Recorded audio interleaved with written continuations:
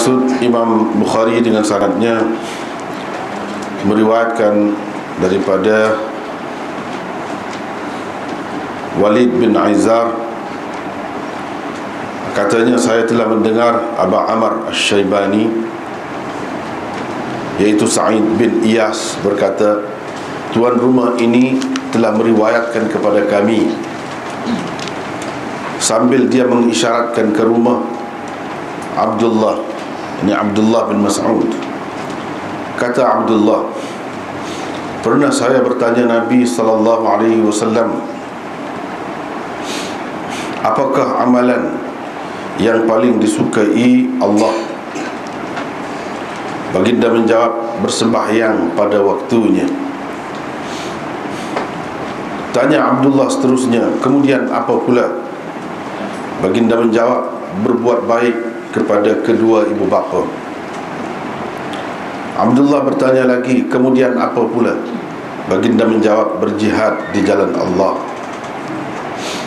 Kata Abdullah, Nabi SAW menjawab semua pertanyaan saya itu.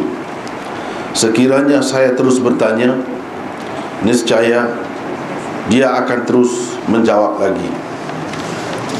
Tapi saya berhenti sekatu. Jadi baru ni kita telah bincang dah pasal tajuk, maksud tajuk Imam Bukhari itu, iaitu bab kelebihan bersembahyang pada waktunya. Dan perbincangan kitanya berhenti setakat muka surat 718. Dia jawab tu, tanya tu, Nabi SAW jawab, berjihad di jalan Allah. Situ ada nota 894. Jadi nampaknya kalau kita perhatikan, jawapan Nabi SAW ni tidak serupa. Tak serupa. Kadang-kadang bila orang tanya soalan yang betul-betul sama, jawapan dia tidak serupa. Adalah beza sikit sebanyak tu. Ada kalanya lagu lain tu. Kenapa begitu? Kenapa berlaku begitu? Saya buat nota di situ dengan contoh-contohnya, di mana ada perbezaan sedikit sebanyak soalan, atau tidak ada beza langsung, jawapannya berbeza-beza. Nota 894. Jawapan Rasulullah SAW kepada Ibnu Mas'ud ini sekali pandang kelihatan bercanggah dengan jawapan-jawapan lain yang diberikan oleh baginda kepada soalan yang sama. Soalan seperti ini sebenarnya pernah diajukan oleh beberapa orang sahabat lain selain Ibnu Mas'ud. Di bawah ini dikemukakan beberapa hadis yang mengandungi soalan yang betul-betul sama dengan soalan Ibnu Mas'ud di atas, atau lebih kurang sama dengannya, tetapi jawapan yang diberikan oleh Rasulullah SAW pula berbeza-beza. Kenapa begitu? Antaranya, cuba tengok hadis nombor 1 bawah tu, riwayat Abi Hurairah, anna Rasulullah SAW su'ila ayyul amali afdal. Cuma hadis yang kita baca ni, ayyul amali ahabbu ila Allah. Tapi seperti kita bincangkan minggu lepas, ada juga dalam setengah-setengah riwayat yang lain, riwayat Ibn Mas'ud ni, ayyul amali afdal. Jadi kalau begitu sama lah dengan riwayat Abu Hurairah ni. Dia kata, qala faqala imanun billahi wa rasulih. Qila thumma madha? Qala al-jihadu fi sabilillah. Qila thumma madha? Qala hajjun mabrur. Itu hadisnya. Bermaksud Abu Hurairah meriwayatkan, katanya sesungguhnya Rasulullah SAW pernah ditanya, apakah amalan yang paling afdal atau paling utama? Jawab Rasul, serupa dengan soalan ni lah, soalan hadis yang kita bincang. Jawab Rasulullah SAW, percaya kepada Allah. Sedangkan hak kita duduk baca ni hadis nombor 496, sembahyang pada waktunya. Itu beza. Dan Rasulnya, baginda ditanya lagi, kemudian apa? Jawab baginda lagi, berjihad di jalan Allah. Sedangkan dalam hadis yang kita duduk bincang, hadis 496 ni, jihad tu duduk nombor 3, sini duduk nombor 2 pula. Kemudian Rasulullah SAW ditanya lagi, dia jawab, haji yang mabrur. Haji yang mabrur. Maknanya kalau dalam hadis yang kita duduk bincang ni 496, tak ada haji yang mabrur itu. Bahkan nombor 2-nya berbuat baik kepada kedua ibu bapa. Dan nombor 3, jihad fi sabilillah. Sini mana beza? Itulah yang dikatakan beza. Soalan sama, bapa beza. Kadang-kadang orang yang tidak faham kan, dia kata tak tetap lah, sekali gini kecek. Dia kena faham. Kena faham. Jangan duduk kata begitu. Kalau orang lain pun tak boleh kita kata begitu. Kena tengok dia kecek tu lagu mana. Apa lagi Rasulullah sallallahu alaihi wasallam. Yang kedua, an Aisyah radhiyallahu anha anna Rasulullah sallallahu alaihi wasallam su'ila ayyul amali ahabbu ila Allah. Jadi betul-betul serupa dengan soalan dalam hadis 496 yang kita baca. Soalan dia tu betul-betul lagu tu, ayyul amali ahabbu ila Allah. Jawab baginda, qala adwamuhu wa in qalla. Bermaksud, Aisyah meriwayatkan bahawa Rasulullah sallallahu alaihi wasallam pernah ditanya, apakah amalan yang paling disukai Allah? Jawab baginda sallallahu alaihi wasallam, yang sentiasa dikerjakan walaupun sedikit. Hak buat sama, hak walaupun sikit, tapi tetap hak dibuat secara istiqamah lah kita kata. Hak tu hak paling disukai Allah. Tidak nanti banyak, sikit pun. Itu yang kedua. Yang ketiga ini contoh saja, banyak lagi contoh. An Abi Umamah annahu sa'ala Rasulullah sallallahu alaihi wasallam ayyul amali afdalu, qala 'alaika bis-shaum fa innahu la 'idla lahu. Bermaksud Abu Umamah meriwayatkan bahawa beliau pernah bertanya Rasulullah sallallahu alaihi wasallam, apakah amalan yang paling afdal? Jawab baginda, berpuasalah. Mana puasa tu pula paling molek. Berpuasalah, kerana sesungguhnya tiada amalan setanding dengannya. Tak ada amalan setanding dengan puasa. Nombor 4, an Abdullah bin Amr radhiyallahu anhuma anna rajulan sa'ala an-nabiy sallallahu alaihi wasallam ayyul islami khairun. Itu beza. Qala tut'imu at-ta'am wa taqra'u as-salam ala man 'arafta wa man lam ta'rif. Bermaksud Abdullah bin Amr radhiyallahu anhuma meriwayatkan bahawa pernah seorang lelaki bertanya Nabi sallallahu alaihi wasallam, apakah Islam yang paling baik? Maksud Islam itu ajaran Islam ataupun amalan Islam yang paling baik. Benda-benda lagu ni biasa kalau orang mengaji bahasa Arab, dia biasa benar, dia pepesi buah-buah gini. Misalnya, apakah Islam yang paling baik? Jadi Islam tu banyak kau pula. Apakah Islam yang paling baik? Jadi soalannya Islam yang ada banyak pula. Islam sosialis ke, Islam hadari ke misalnya, atau Islam saja ke, boleh jadi gitu kan. Tapi tidak gitu. Ajaran Islam ataupun amalan Islam, dia orang panggil dalam kaedahnya hadaf mudhaf. Ini banyak digunakan dalam hadis, dalam Quran pun banyak. Jawab Nabi sallallahu alaihi wasallam, engkau memberi makan yakni kepada yang memerlukan, dan memberi salam kepada orang yang engkau kenali dan tidak engkau kenali. Orang mu kenal kau, tidak kenal kau, baik kau tidak baik, kau beri salam aku. Ataupun maksudnya beri salam tu tidak maksud Assalamualaikum gitu saja. Mana kita bersikap damai, aman, baik, sejahtera dengan semua orang, dengan semua orang. Nombor 5, an Abi Musa radhiyallahu anhu qala qalu ya Rasulullah ayyul islami afdalu. Jadi dalam hadis yang kita baca tu, ayyul amal, Islam tu ia menggambarkan amalan lah. Amalan, iman tu akidah, Islam tu amalan. Jadi lebih kurang sama lah, walaupun dia tidak sebut ayyul amal. Sebab Islam itu menggambarkan amalan dalam agama kita, dia mewakili amalan. Jadi bila tanya ayyul islami afdalu, serupa dengan tanya ayyul amal afdalu.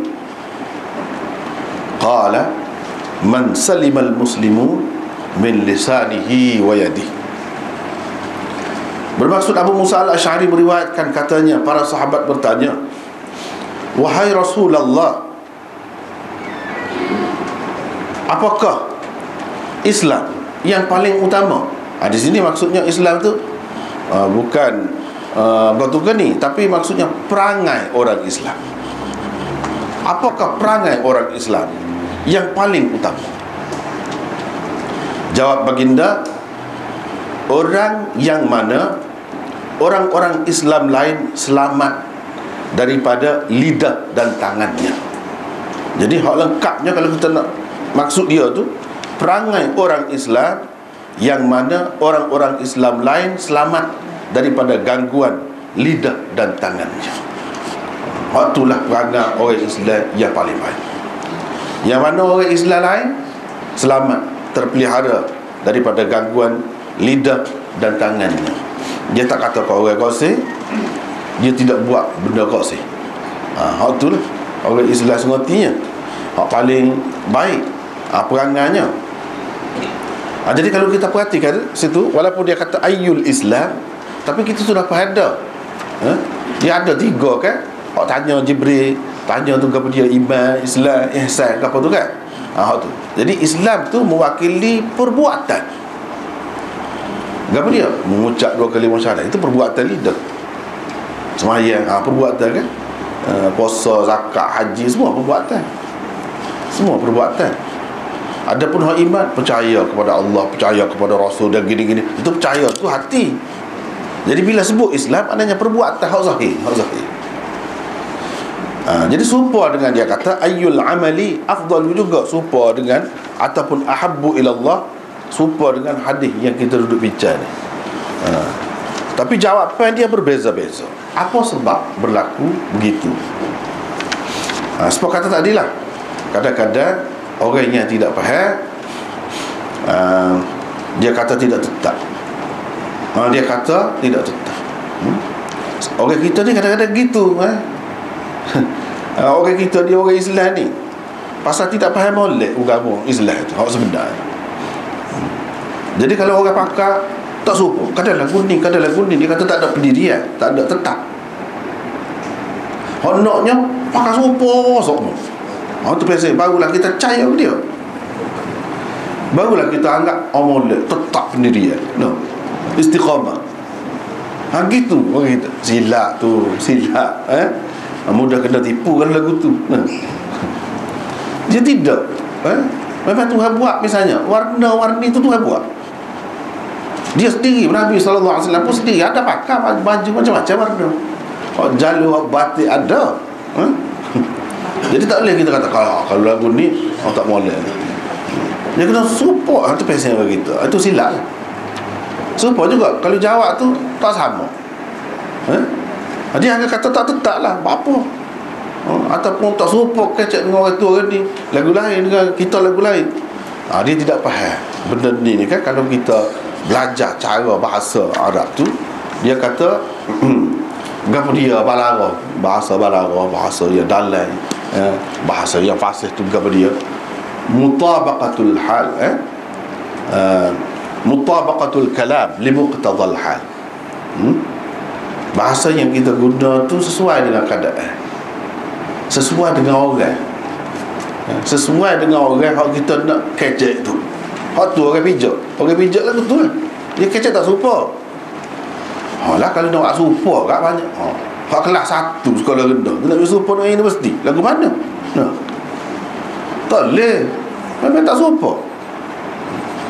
Baju hak warna tu tak laku. Kain laku kain putih saja. Dan muka kita tahu dan Nabi kena hak putih kan? Nah. Jadi kain putih berlaku. Ni benda ni bukan kita kecek saja ni. Bahkan ada setengah-setengah negeri tu memang lagu tu pasal dia amal tadi salah faham. Misalnya kalau kita pergi di Pakistan, pakaian dia serupa lagu tu, serupa putih berlaku. Hak tu kau moleknya. Silap dah tu sebenarnya. Padahal Rasulullah sallallahu alaihi wasallam tidak lagu tu pun. Kalau kita kata nak pakai nak serupa pula. Kau serupa nak suruh makan serupa lah kalau lagu tu. Nak suruh makan biar serupa. Nasi berlaku. Ikutlah dia berselera mi, biar dia makan mi. Dia berselera roti, dia makan roti. Itu kebebasan. Benda-benda lagu tu tak boleh kita kata tak ada pendirian ke apa. Tak ada kena mengena. Tak ada kena mengena. Jadi Nabi SAW pun gitulah. Gitulah. Setengah-setengah orang dia tidak suka kita buka gitu. Dia nak suruh serupa. Tidak. Bukan itu caranya. Mungkin boleh hak suruh serupa gitu tu kepada kanak-kanak. Kepada orang universiti tak perlu. Ni perempuan kita ni perempuan universiti belakang ni. Pasal bebas kan tak? Masing-masing pakai lagu mana tak kisah. Sebab kita tengok setengah-setengah tu kemarah. Kalau tak pergi ngaji, kalau pergi ngaji tak pakai pil, tak boleh. Ada setengah-setengah masjid tempat kita tu dia beri syarat kalau nak mengajar mesti kena pakai jubah. Tengok. Tu cara dia memikir tu sebenarnya jauh ke belakang. Jauh ke belakang. Sedangkan kalau kita tengok di zaman Rasulullah sallallahu alaihi wasallam, macam-macam ada. Ada orang tak pakai baju masuk kelas ada. Kita tak ada seorang rambut tak pakai baju. Tak ada sampai ke mereka. Ada. Nabi terima. Tidak kata gelik tak boleh masuk. Tak ada disiplin. Tak comel apa. Tak ada uniform. Tak ada. Boleh ilmu sepatutnya juga. Boleh ilmu sepatutnya juga. Tidak kata kalau lagu tu tak boleh ilmu. Dah. Hak lagu tu lah. Lepas tu semaya tak serupa juga. Ada hak pakai kain saja. Macam dengan cara gitu. Jadi benda ni benda bebas. Dia tidak letak atas tu. Kita silap banyak. Sebab itulah apabila orang mari dalam rupa dengan serban, dengan jubah macam Khumaini dulu, rebah kita. Dengan jangguknya. Kita pasal kita duduk tanah lagu tu orang Juh ni. Islam boleh ni lagu tu. Tu silap. Kena. Itulah benda ni. Dia kena faham ajaran tu, perangai tu, sikap tu, cara hidup tu. Hak tu orang boleh tengok. Orang boleh tengok benda tu. Lagu mana? Hak tu sebenarnya ajaran hak Nabi SAW bawa. Jadi dia jawab tak serupa ni adalah maksud dia. Apa dia? Kita boleh tengok bawah tu apa ni huruf tebal segitu. Para ulama telah mengemukakan beberapa sebab berhubung dengan kenapakah jawapan yang diberikan oleh Rasulullah sallallahu alaihi wasallam terhadap soalan yang sama itu berbeza-beza. Apa lagu? Bahas lalu. Jika ia diletak di hadapan, niscaya akan hilanglah pertentangan dan percanggahan akibat daripada pandangan sepintas lalu itu. Antaranya ialah satu, ni sebab-sebab apa jadi beza. Jadi supaya orang sekolah tu lah, dia buat apa sukatan berbeza. Apa sukatan berbeza, buku lain-lain, apa ada maksud lah tu, tak kisah saja. Jadi hak ni pun kena faham gitu. Orang yang bertanya itu misalnya mempunyai ibu bapa yang perlu diuruskan kehidupannya, maka amalan yang paling utama Dilakukannya ialah berbuat baik kepada kedua ibu bapa. Dia tengok keadaan orang tu lagu mana. Hak tu yang dijawab ibu bapa tu, ada sebut ibu bapa tu. Dalam hak lain tak ada langsung sebut ibu bapa, sebab tidak ada kena-mengena. Hak ada kena-mengena. Memang Rasulullah SAW ni dia tidak ajar benda hak tak ada. Hak jelas, hak perlu. Orang kata realistik lah, realistik, bukan jenis khayal-khayalan. Andaian tidak. Dia tengok lagu mana keadaan tu perlu lagu mana. Kalau dia seorang yang jahil, maka belajarlah amalan yang paling afdal untuk dirinya. Tengok keadaan kita gap dia. Itu tidak nanti hak Nabi kata ni, hak dia tak ada kata pun kita perlu gap dia. Kita perlu gap dia. Kan kenyataannya Nabi tak ada makan pun nasi. Apa kita makan nasi? Dah perut kita perlu nasi. Gitu ya, mudah ya. Kita ni tak kenyang makan roti. Ada dah lah orang makan roti, orang tak biasa makan nasi, 3 hari makan roti ketal lutut. Sebab apa? Perut kita tidak biasa dengan roti, dengan hak lain. Jadi tengoklah keadaan kita. Tak mesti kita kata dah Nabi tak ajar makan, jadi kita ubahlah makan roti semua pupuk kita. Tak perlu. Bukan lagu tu ajaran dia. Tak perlu.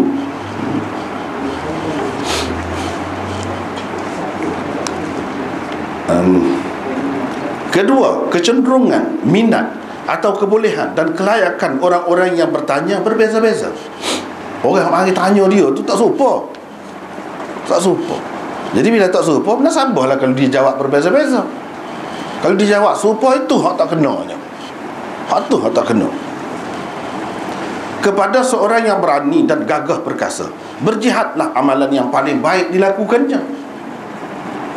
Jadi kalau hak letih, sakit, uzur sama nak jalan pun tak boleh, slow jalan. Dia kata jihad untuk orang tu, wah lagu mana? Tak sesuai, sedih lah. Mesti duk jerit situ lah. Kalau sahabat kat orang kita tahu perangai dia, kalau Rasulullah kata kadang dia tak boleh buat kat jerit, tak boleh pergi perang tu jerit. Tak boleh pergi perang. Hak tu dalam Quran sebut tu. Kalau kita tak boleh pergi perang suka. Tak pergi PLKA tu pun suka dah budak dah. Usah kata nak pergi perang dah. Kau suka lagi. Tapi sahabat-sahabat ni tidak. Tara a'yunahum tafidu minad dam'i hazanan alla yajidu ma yunfiqun. Kalau tak boleh pergi perang, sedih. Kalau tak boleh juga, tak boleh siapkan orang nak pergi perang, bui senjata, bui gapo-gapo keperluan, tak boleh buat tu, jeri. Lagu tu dia. Jadi takkanlah hak letih tu Nabi SAW nak kata berjihad. Dia maksud dia dah orang hak gagah tu kan. Dia memang jenis nak berlawan kira. Temiak dia. Memang kira nak cari lawan. Jadi boleh lah apa untuk dia tu jihad.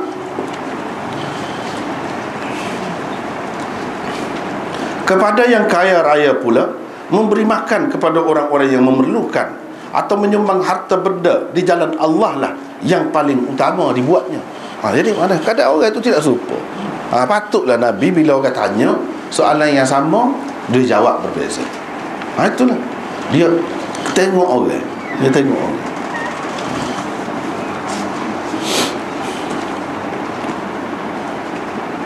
Yang ketiga, masa atau tempat dikemukakan soalan tidak sama. Dia tengok juga. Maknanya seorang yang mengambil kira, kita tengok mengambil kira semua benda ni, tentu orang bijak. Bijak. Inilah bukti orang kata Nabi tu, Rasul tu sifat dia antaranya sidik, kata amanah, tabligh, fatanah tu cerdik, memang cerdik tu. Kita tengok ini salah satu bukti, contoh cerdik dia. Dia tak serupa. Tak serupa. Gapa-gapa pun dia ada sesuai. Kalau kita nak masjid, tak apalah nak jubah ke nak gapa, tak apa boleh kira. Tapi kalau nak pergi benar, jubah tak sesuai. Tengok keadaan tu kan berbeza. Berbeza. Begitu juga yang lain-lain. Yang lain-lain. Kalau pakaian misalnya, hak lega lagu ni. Hak negeri panas sesuai lah. Negeri sejuk tak boleh masuk sejuk. Berangi masuk ni ikut. Tak sesuai. Sebab tu orang pakai ketat-ketat. dengan sendirinya jadi. Jadi bergantung kepada keadaan, bergantung kepada keadaan. Ketika perang atau negara diancam musuh, jihadlah amalan terbaik. Dalam masyarakat yang miskin dan susah pula, bersedekah adalah amalan yang paling afdal. Jadi bergantung kepada keadaan. Itu nombor 3. Nombor 4, soalan difahami Nabi SAW sebagai berkaitan dengan bahagian amalan yang tertentu, seperti yang berkaitan dengan tubuh badan semata-mata, atau akhlak dan budi pekerti semata-mata, atau lain-lain lagi. Jadi Nabi tengok soalan dia, daripada soalan dia, orang ni sebenarnya nak tanya bahagian mana. Itu orang cerdik betul. Mana soalan tu kalau kira orang biasa dia tak faham, dia boleh jadi maksud awak lagu mana, panjang cerita dah, dia faham dah. Dia ayat kalau begini, orang maksud. Puasa misalnya adalah amalan yang paling baik dan paling berkesan dalam mendidik jiwa manusia. Jadi orang ni nak tanya amalan Islam yang paling baik dari segi membentuk jiwa. Dia pun jawab puasa. Puasa selalu dia jawab. Jadi dia tahu maksud orang nak tanya ni dia kait dengan gap. Walaupun umum, memang banyaklah ajaran Islam, amalan dalam Islam ni, tapi orang tu nak jenis gini yang boleh membentuk jiwa dia. Dia jawab selalu kau jenis gitu. Itu sebab jadi berbeza. Ia merupakan satu amalan yang dapat menghiasi diri manusia dengan pekerti-pekerti yang luhur. Itu kelebihan puasa lah. Nombor 5, jawapan Nabi SAW bahawa amalan tertentu adalah paling baik dan utama mungkin juga mengambil kira anggota yang mengamalkan sesuatu amalan. Di mana yang lebih baik? Mana nak tengok dari sudut anggota. Kalau anggota ni, gapo dia yang paling baik untuk dia? Anggota ni, gapo dia yang paling baik untuk dia? Kadang-kadang dia pergi situ. Jadi dia jawab tu sesuai dengan maksud pertanyaan. Beriman kepada Allah dan Rasul misalnya adalah sebaik-baik amalan hati.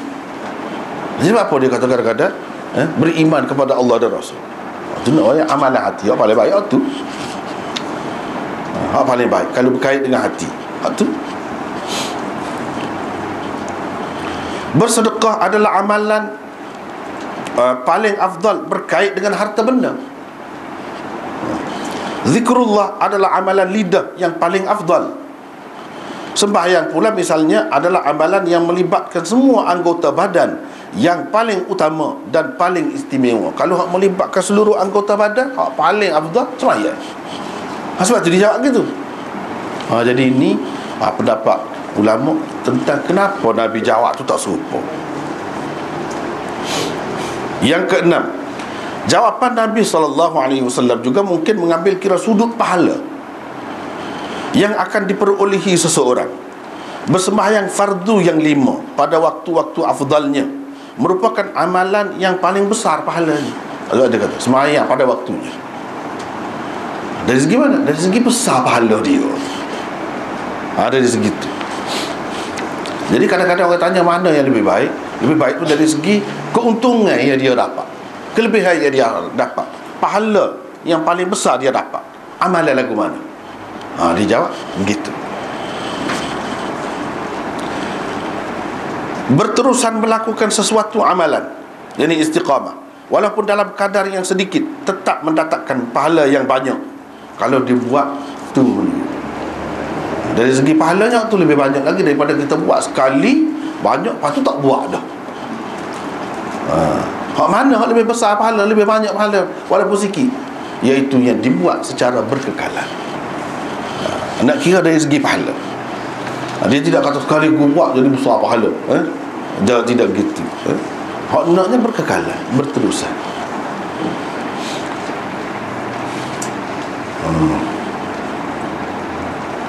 Kerana itu ia adalah satu tabiat dan kebiasaan yang paling disukai Allah. Sebab apa? Dia kata yang paling disukai Allah. Tabiat ni lah. Tabiat ni.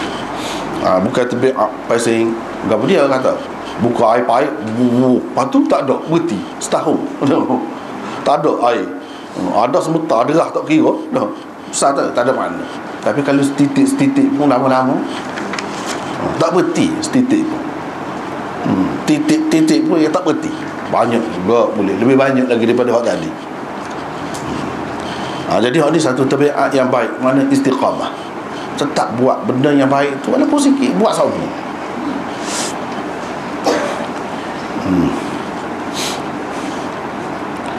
Dan Nabi SAW kalau dia sudah buat sesuatu kan, dia akan tak tinggal dah. Dia pasti gitu. Dia tak tinggal. Bahkan kalau hak sunat tu jadi macam wajib pada dia qada. Itulah sebabnya hak sembahyang sunat ke apa pun ada qada. Pengajaran daripada Rasulullah SAW buat gitu. Boleh. Yang ketujuh, jawapan Nabi SAW ada kalanya mengambil kira tahap dan kedudukan sesuatu amalan pada pandangan agama. Sembahyang 5 waktu misalnya adalah sesuatu yang difardukan ke atas setiap orang Islam. Yang ini fardu ain. Ia mempunyai kelebihan yang sangat banyak. Kedudukannya di sisi agama pula sangat tinggi. Dalam senarai rukun Islam, ia merupakan yang kedua selepas syahadah. Berbuat baik kepada kedua ibu bapa pula adalah satu kewajipan dan salah satu bentuk kesyukuran yang diperintahkan oleh Allah di dalam Al-Quran selepas diperintahnya manusia supaya mereka mensyukurinya. Selepas syukur kepada Allah, dia suruh syukur kepada kedua ibu bapa. Di situlah kedudukannya. Jadi kalau tengok situ, patutlah sembahyang nak sembah Allah, syukur kepada Allah. Hak hadis yang kita duduk bincang, patut kepada dua ibu bapa. Sebab apa? Sebab dalam Quran pun suruh gitu. Nak suruh orang ni mengenal jasa budi, biar kenal siapa hak lebih banyak berbudi buat baik kepada kita. Jadi kita kena balas lah. Jadi tertib hak ni hadis kita ni sini. Duduk sini. Misalnya dalam firman Allah ni, wa wassaynal insana biwalidayhi hamalathu ummuhu wahnan ala wahnin wa fisaluhu fi 'amain an ishkur li wa liwalidayk ilayyal masir. Bermaksud kami wajibkan manusia berbuat baik kepada kedua ibu bapa. Ibunya telah mengandungnya dengan menanggung kelemahan demi kelemahan, dari awal mengandung hingga ke akhir menyusunya, dan tempoh menceraikan susunya ialah dalam masa 2 tahun. Dengan yang demikian bersyukurlah kepadaku dan kepada kedua ibu bapamu. Tengok, lepas syukur kepada dia, jadi syukur kepada Allah tu lah kawan. Maya tu lah, maya pada waktu dia tu. Lepas tu apa nombor 2? Buat baik kepada kedua ibu bapa. Ni ayat ni. Jadi hadis tu sesuai dengan ayat ni. Kalau nak kira dari segi kenyataan hak sebenarnya pun memang sepatutnya begitu. Dan ingatlah kepada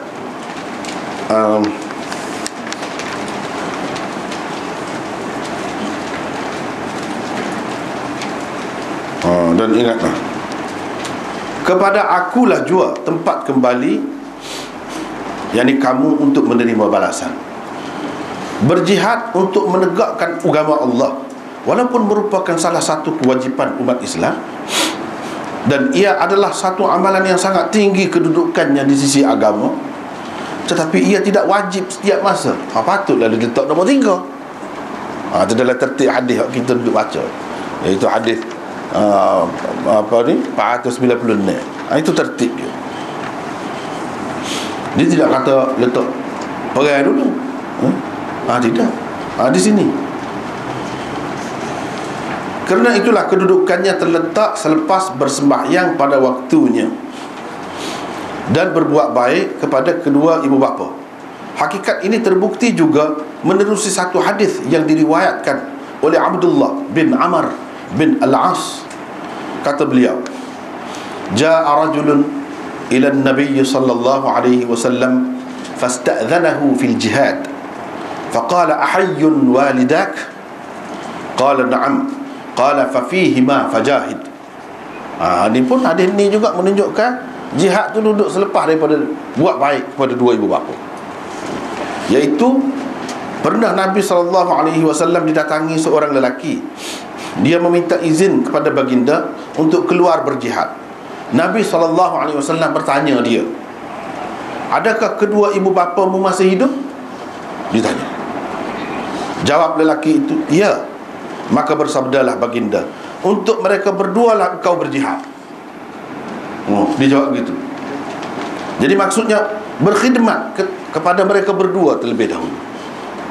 Jadi tertib hadis yang kita duduk baca ni, nombor 1, sembahyang pada waktunya. Nombor 2, buat baik kepada kedua ibu bapa. Nombor 3, jihad. Jadi sesuai di sini. Nabi tak boleh pergi perang. Sebab apa? Dia ada dua ibu bapa yang perlu diuruskan. Mana ibu bapa tak boleh gerak, nak jalan pun tak boleh, nak pergi bilik air pun tak boleh. Misalnya dalam keadaan itu, dalam keadaan sakit.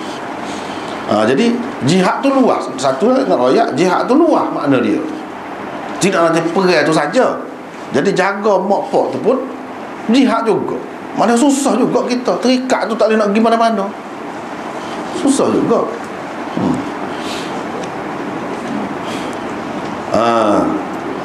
Lepas tu nak ayatnya hak ni lebih utama. Mana sabarlah dalam hadis yang kita baca tu, baik pada dua ibu bapa tu dia letak dulu. Lepas tu kalau ibu bapa tak benar, Nabi tak beri juga. Tapi hak ni maksud jihad ni, jihad yang tidak wajib. Kalau jihad tu orang bagi suruh negeri kita dah. Tu jadi wajib belaka. Tua muda, laki puan pun wajib berlaku. Hak ni kita nak pergi perang. Benda tu tidak wajib. Dalam keadaan tidak wajib lah.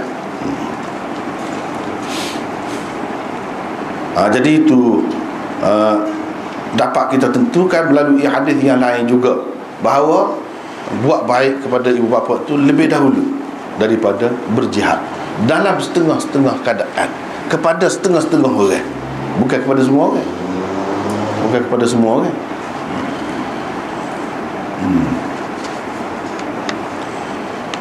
Nombor 8, mungkin juga sirah tafdil yang digunakan di sini dipakai dengan makna asalnya. Ia hanya menunjukkan kepada kelebihan sahaja, tanpa membandingkan sesuatu dengan sesuatu yang lain. Tadi kan lebih afdal, lebih baik, lebih disukai. Hak tu dipakai, itu orang panggil kalau makna lebih gitu isim tafdil lah.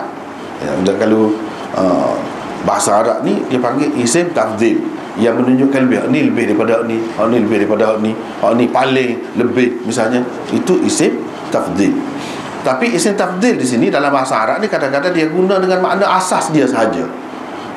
Manakah amalan yang baik di sisi Allah, manakah amalan yang utama, bukan lebih utama atau paling utama, tidak, yang utama sahaja. Gitu. Itu orang panggil isim tafdil ala ghairi babi. Isim tafdil tidak dipakai dengan makna asalnya, bahkan dia mengandungi makna perkataan itu saja, asal dia itulah.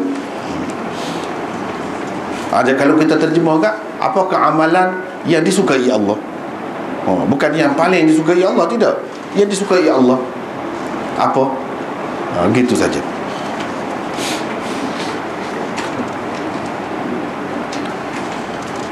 Yang ke-9, ada juga ulama berpendapat bahawa perkataan min telah dibuat sebelum perkataan afdal, ahab atau khair dan sebagainya.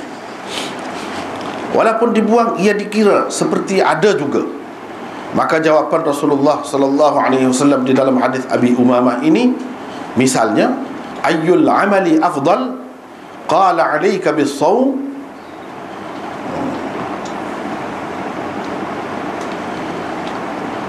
Perlu ditakdirkan misalnya dengan min afdalil amal ataupun min afdalil a'mal an tulazima as-shaum.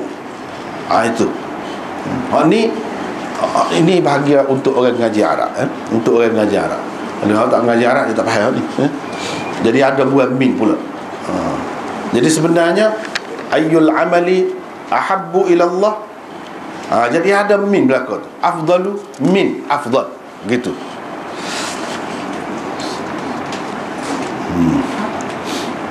Jadi kena takdir gitu. Maksud dianya, apabila kita andaikan kirakan ada min yang dibuang di situ, maka gini bunyi terjemahan dia: antara amalan yang paling afdal, antara amalan yang paling afdal ialah engkau selalu berpuasa. Bukan berpuasa itu yang paling afdal. Dah keras sekali. Takkan lagu tu banyak lagi orang lain semaya lebih atas lagi kita kata. Jadi antara jadi hak paling utama tu banyak, ada beberapa. Ini salah satu daripadanya. Boleh jadi juga gitu. Boleh jadi juga.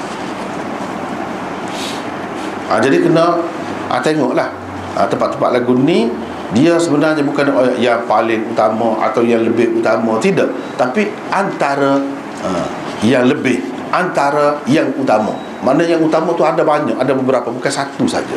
Tapi dan ini adalah salah satu daripadanya.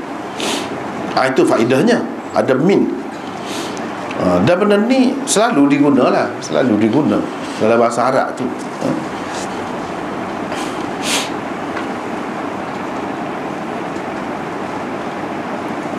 Dalam bahasa Arab banyak diguna cara yang seperti ini.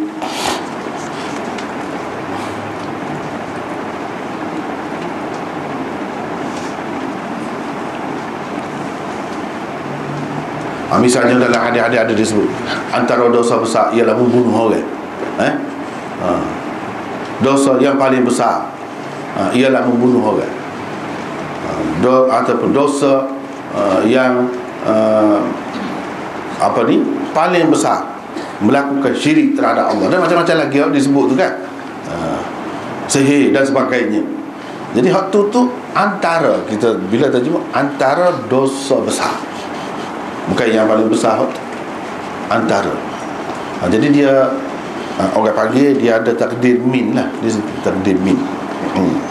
Min itu min di situ, bila kita pakai di situ min litab'id, orang panggil min litab'id.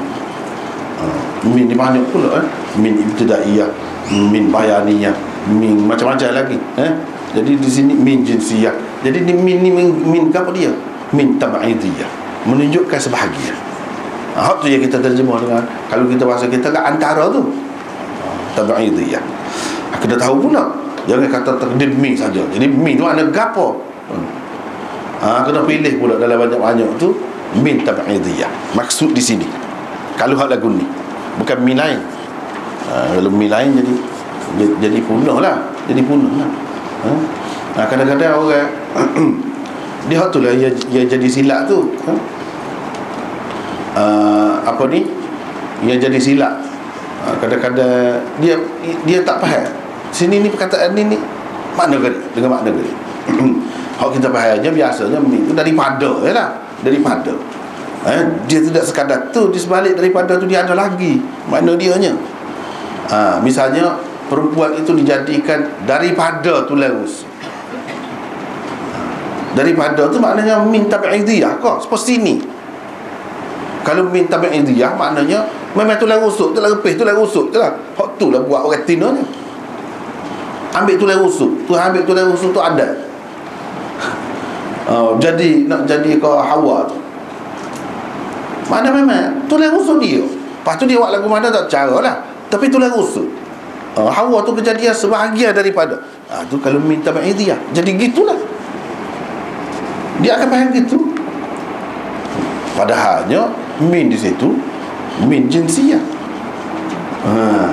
Sebab tu dia kena faham tu. Min jinsiyah maknanya Tuhan jadikan Hawa tu dari jenis tulang rusuk atau seperti tulang rusuk. Kalau dari jenis min nafsin wahidah wa khalaqa minha zawjaha, wa khalaqa minha min. Jadi Tuhan menjadikan daripadanya. Nya tu daripada mana? Minha tu dia orang faham, minha min nafsin wahidah, daripada satu diri itu Adam lah. Jadi Tuhan menjadikan daripadanya isterinya. Jadi min tu dia faham min tab'idiyah. Jadi kalau tab'idiyah makna sebahagian daripada tubuh Adam. Hawa dia jadi daripada sebahagian tubuh Adam, tapi tak sebut dalam ayat tu tulang rusuk kau apa tak ada sebut. Cuma ada dalam hadis pula lagu tu. Jadi dia kata buat daripada tulang rusuk lah, bukan daripada tulang betis. No, misalnya tulang rusuk. Gitu. Pasal dia faham tu lah.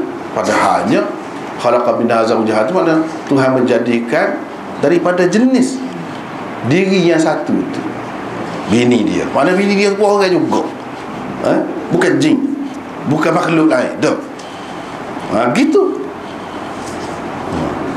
Jenis lain. Sebab kita kata gitu, banyak lagi di tempat lain Tuhan sebut bukan berkenaan dengan Adam saja. Khalaqalakum min anfusikum azwaja. Tuhan menjadikan untuk kamu dari diri-diri kamu, diri-diri, bukan satu diri. Kalau tadi kita kata ada satu diri itu, ni kalau hak ni nak katakan min anfusikum, daripada diri-diri kamu. Kamu tu kum, lelaki lah, isteri-isteri kamu. Jadi mana-mana hak pandang jadi bini dalam dunia ni, jadi dia sebahagian daripada lelaki dia lah, gitu. Kalau kita nak katakan tulang rusuk kan, semua mana-mana jadi bini seseorang tu dijadikan daripada tulang rusuk dia. Lepas tu kalau kita tanya, jadi daripada tulang rusuk lelaki, mana setengah-setengahnya bini tu lebih tua daripada lelaki.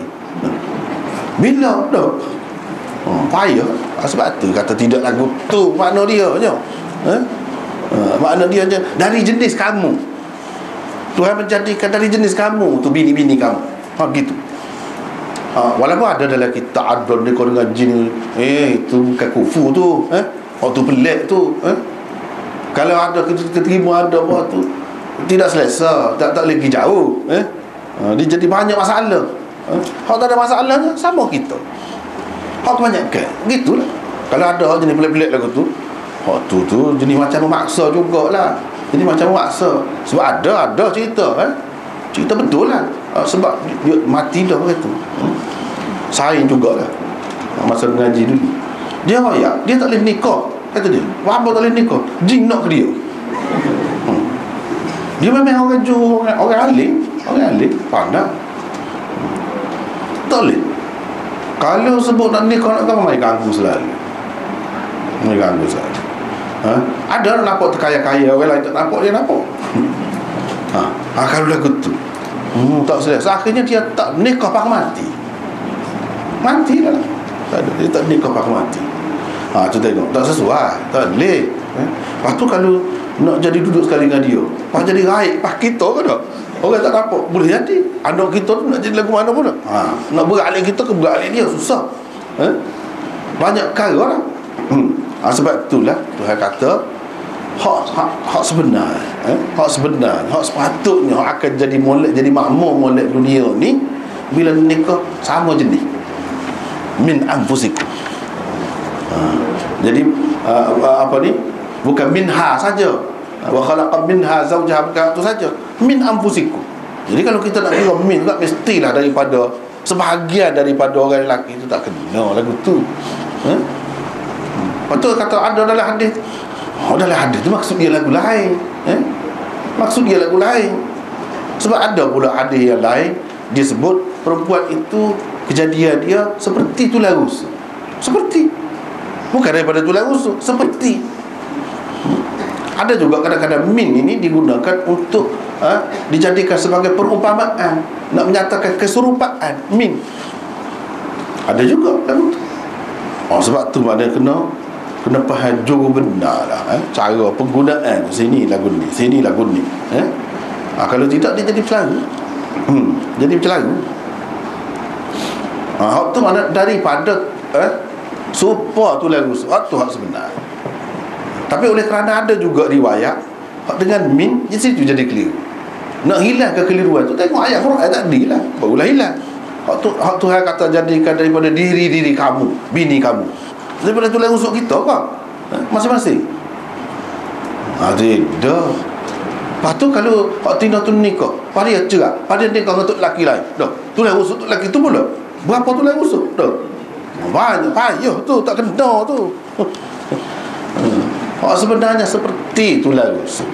Hak tu riwayat yang tepat. Adapun hak min itu dia boleh mengelirukan. Baik kita rujuk kepada kadzilah.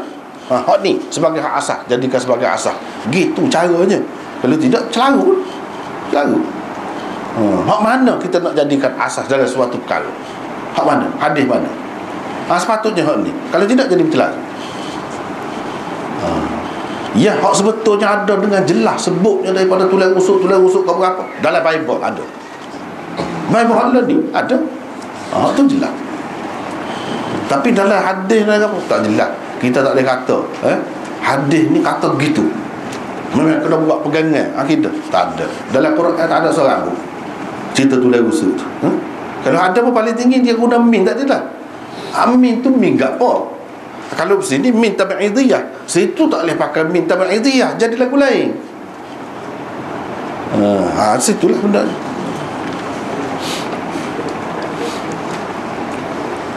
Berhubung dengan kenapa ke Rasulullah sallallahu alaihi wasallam menyebutkan secara khusus 3 perkara ini di dalam hadis di atas. Jadi hadis yang kita baca ni, hadis 496 ni, bab apa yang dia sebut dengan tertib tu. Lepas tu 3 perkara ni yang disebut, tidak yang lain-lain. Sedangkan yang kita baca saat ni kan banyak hadis yang lain ada sebut lain-lain pula. Tertib tu pun tak serupa. Bab apa? Al-Aini menjawab dengan berkata, 3 perkara ini adalah amalan yang paling afdal selepas beriman kepada Allah dan Rasulnya. Sebab itulah disebut ni. Selepas beriman kepada Allah, inilah paling afdal. Dia kira orang tanya tu Islam dah. Kalau dah Islam dah kan, inilah. Orang yang mengabaikan sembahyang yang merupakan tiang agama dalam keadaan tahu kelebihannya, tentu akan lebih bermudah-mudah dan mengabaikan suruhan-suruhan agama yang lain-lain lagi. Jadi kalau setara semaya ni lebih gitu penekanannya begitu kuat, lepas tu pahalanya besar gitu, dalam keadaan tahu hak tu pun dia tidak buat. Hak lain tak lagi, hak lain dia tak akan paling lah kalau hak lain. Kalau setara ni lebih ni dia tak mesti. Tak ada lah. Kita kata contoh lain lah. Kalau setara tu sedap tu, dia kata tak sedap lagi, no. Tak ada dalam kedah dah. Nak cari tukang masak tak ada lah. Itu bukan masalah masakan dah tu, masalah tukang masak dah tu, masalah dia. Dia tu, selera dia tu rosak pasal dia sakit kau misalnya kau. Gitulah.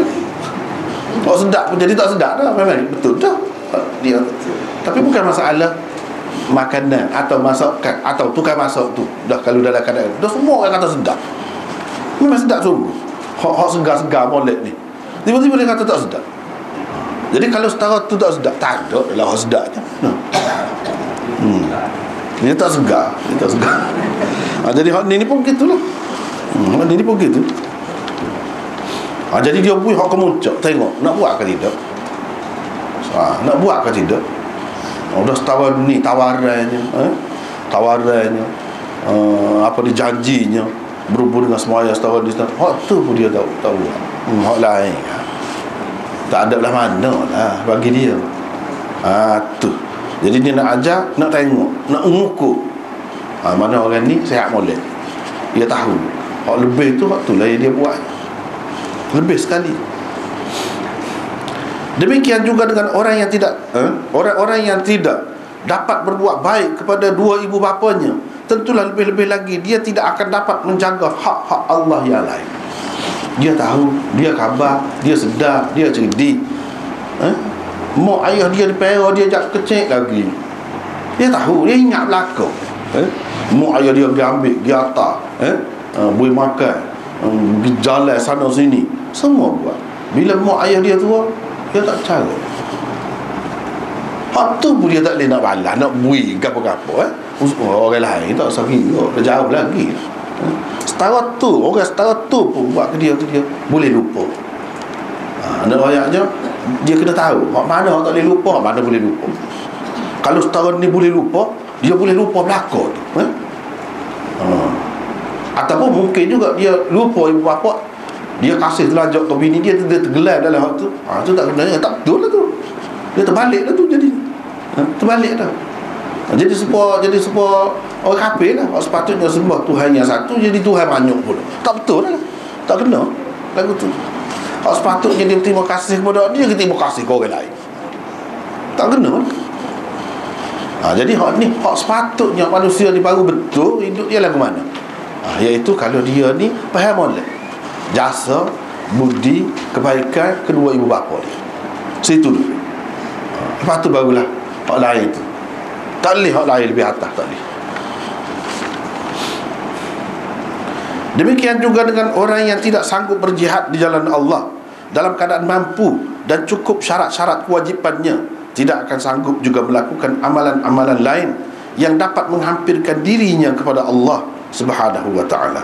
Pendek kata, orang yang dapat menjaga tiga perkara itu akan dapat menjaga perkara-perkara lain juga.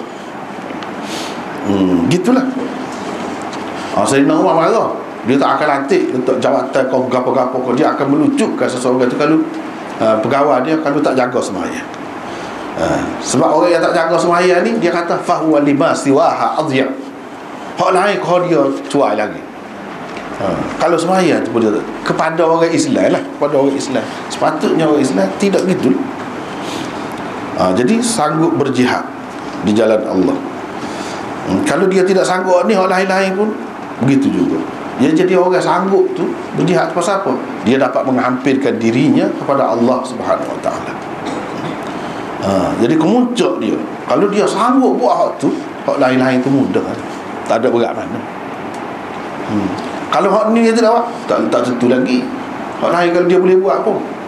Kalau dia sanggup hak ni, hak lain tu mudah. Berat kau dia tak? Hak ni boleh mati, boleh cacat, boleh kudung tangan, boleh buta, pergi perang dan sebagainya, pun dia sanggup. Jadi hak lain mudah lah. Sebab tu dia letak tiga.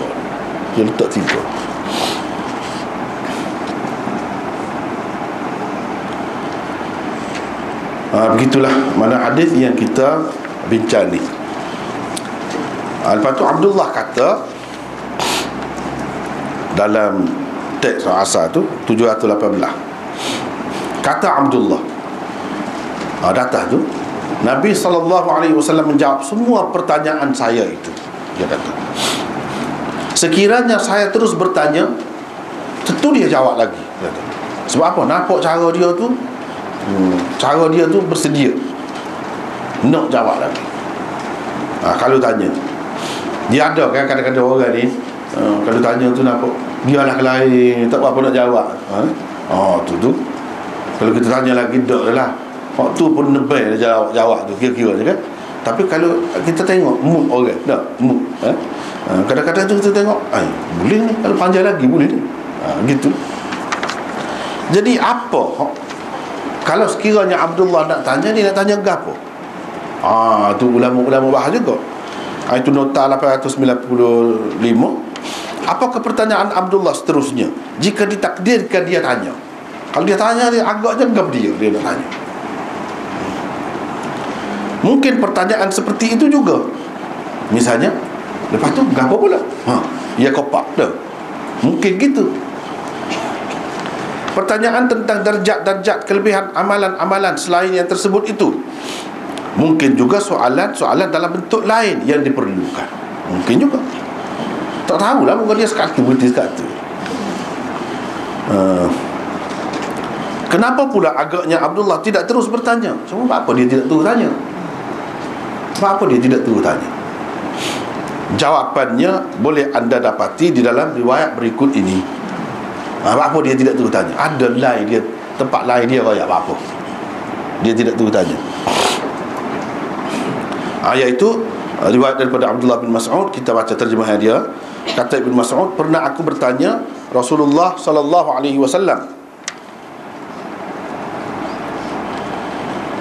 apakah amalan yang paling afdal?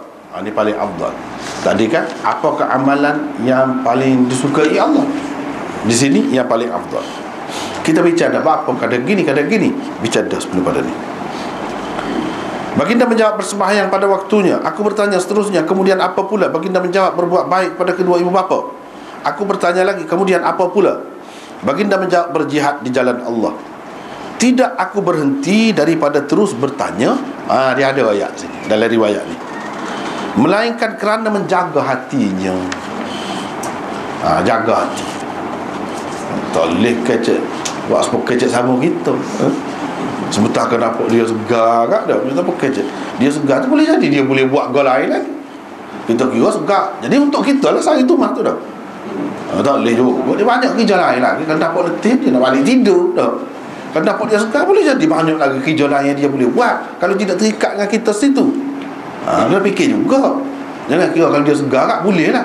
Tak boleh. Jadi nak jaga hati. Sahabat ni dia cukup jaga hati Nabi SAW. Antara adab yang meresap masuk ke dalam jiwa sahabatnya, ajaran Nabi ialah dia pandai jaga hati. Dia reti. Dia reti benda halus lagu tu, dia faham. Hadis riwayat Muslim, Ibnu Abi Syaibah dan Al-Bazzar. Jadi hak ni bukan riwayat Bukhari, riwayat Muslim. Dengan afdal, hak mana lebih afdal? Kita berhabis ya, nak habis ni. Selain di sini, Imam Bukhari telah mengemukakan hadis Ibni Mas'ud di atas pada 4 tempat yang lain. Di atas pada 4 yang lain, 4 tempat yang lain. Begitu sepatutnya. Tinggal situ. Pertamanya di dalam kitab Al-Adab, keduanya di dalam kitab Al-Jihad, ketiga dan keempatnya di dalam kitab At-Tauhid. Kitab Tauhid ni kalau dalam Bukhari ni bab akhir sekali. Pelik Bukhari ni. Orang lain kitab Tauhid ni mula-mula. Mungkin nak kena Tuhan dulu kan, Tuhan tu sah. Nak tanya tu mula-mula. Dia tak. Tauhid ni akhir sekali. Bab akhir sekali. Dalam bab tu 2 kali dia sebut hadis. Jadi 4 tempat dalam kitab Tauhid tu 2 dia sebut. Bapa bila mati kan, bila dekat nak mati, nak habis, dia nak habis tu kira nak tamat lah. Nak tamat tu nak mati, dia ingat seorang mati Imam Bukhari ni. Kok benar ingat mati. Jadi bila nak mati tu, bila kalau orang ajar kan dah, hak Nabi suruh ajar orang dekat nak mati, ajar ke dia, laqinu mautakum la ilaha illallah. Bila nak mati ajar la ilaha illallah, tauhid Allah Muhammad Rasulullah pun tak ada dah. Dia tidak suruh ajar orang nak mati Muhammad Rasulullah dah. La ilaha illallah saja. Dia pegang hak tu. Jadi bila nak sudah nak mati, ingat Tuhan saja segala-galanya. Hak tidak mati, hak berkuasa, hak kita harap, hak kita bergantung. Nabi mati lama dah sebelum kita lagi mati. Jadi kalau nak bergantung dia bukan Tuhan. Gunanya tauhid. Situ nak tauhid. Jangan syirik, jangan kapur. Tauhid lah yang dikehendaki di saat itu. Dia bukan kau tu, dia ada cara dia sendiri. Dia ada cara dia sendiri.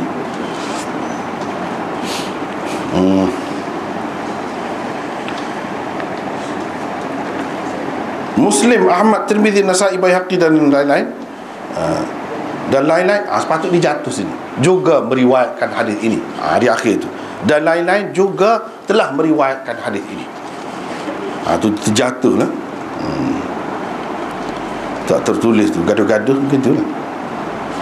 Juga telah meriwayatkan hadis ini. Lepas tu kita nak ambil pengajaran lah, domain daripada hadis ni, apa pedoman dan pengajaran yang dapat kita ambil daripada hadis ini. Antaranya ialah, satu amalan yang paling disukai Allah ialah bersembahyang pada waktunya. Itu amalan yang paling disukai Allah.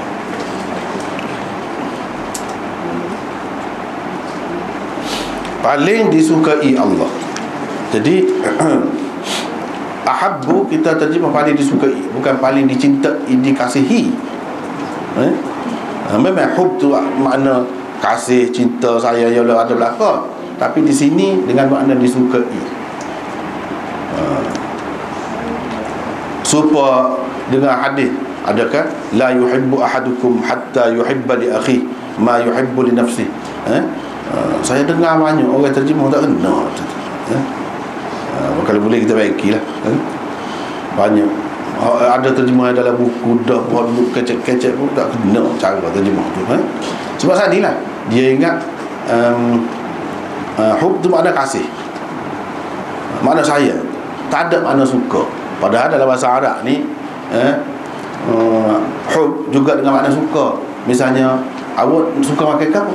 Kita pergi kedai, kita story, madza tuhibbu an ta'kul, misalnya an tatanawal, awak suka makan apa? Tuhibbu, bukan nak terjemah apa awak cinta nak makan apa. Tak ada lagu tu. Awak sayang nak makan apa? Tak kena lagu tu. Awak suka makan apa? Itu bagus. Jadi hadis soal lagi tu, la yuhibbu ahadukum, selalu kita dengar orang terjemah la yu'minu ahadukum hatta yuhibba li akhi ma yuhibbu li nafsi. Tidak beriman seseorang kamu selagi dia tidak menyayangi saudaranya seperti dia menyayangi diri dia. Tak kena. Bukan begitu. Jadi kita kena sayang orang supaya sayang kita sendiri. Gitulah maksud dia hanya. Payah tu nak sayang diri sendiri kan. Orang lain supaya sayang diri sendiri. Kalau kita nak kena apa-apa, orang kita panggil lead kan, kita lari. Kita hak utamanya bila manusia ni tersepit sangat kan. Jadi kita nak suruh lagu mana saya tu bukan gitu. Dia tukar saat ni lah, saya kasih dengan suka tu. Sepatutnya terjemah gini, tidak beriman seseorang kamu selagi dia tidak suka untuk saudaranya dapat seperti yang dia suka dia untuk diri dia. Gitu. Suka dengan mana suka? Bukan suka ha tu dah. Kena lah. Kena. Jadi kita suka ke apa? Kita suka sehat. Kita suka juga dia sehat. Seperti kita. Kita pandai. Kita suka juga saudara kita tu pandai. Gitu. Bukan saya dia pandai. Tak ada mana lagu tu.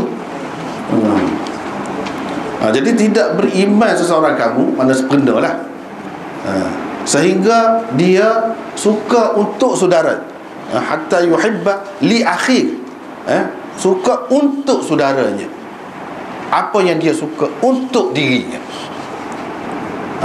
Kalau tu boleh munasabah lah. Munasabah. Sebab apa? Perkataan hub itu dia terikat dengan makna cinta, kasih sayang sekat tu saja. Sedangkan tak betul. Bukan lagu tu. Hub itu ada tempat-tempatnya diguna dengan makna suka. Sama situ. Kalau tu lebih sesuai, lebih jelas. Suka. Kita tak suka pun kita juga. Kita tidak suka, kita kena. Kita tak suka juga dia kena. Gitu. Kerugian kita tak suka menimpa kita. Kita tak suka juga menimpa dia, saudara kita, sama-sama Islam. Gitu. Barulah beriman sungguh.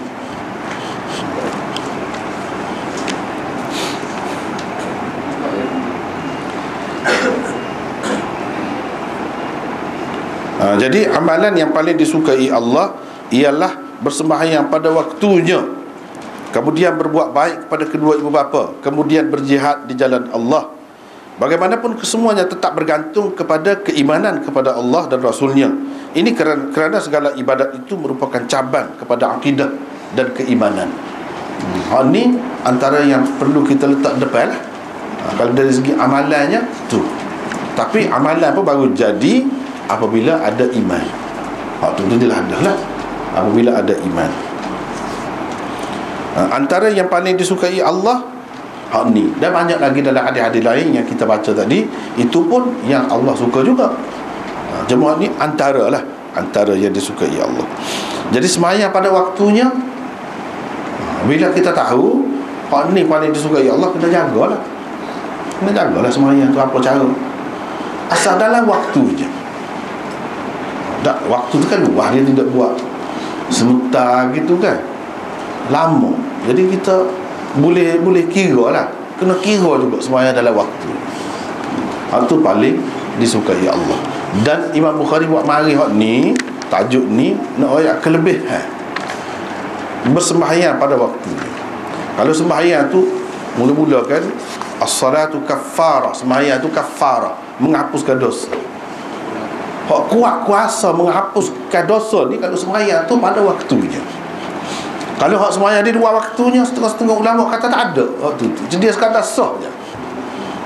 Nak menghapuskan dosa tu dak. Syaratnya kena sembahyang dalam waktu dia. Dalam waktu dia.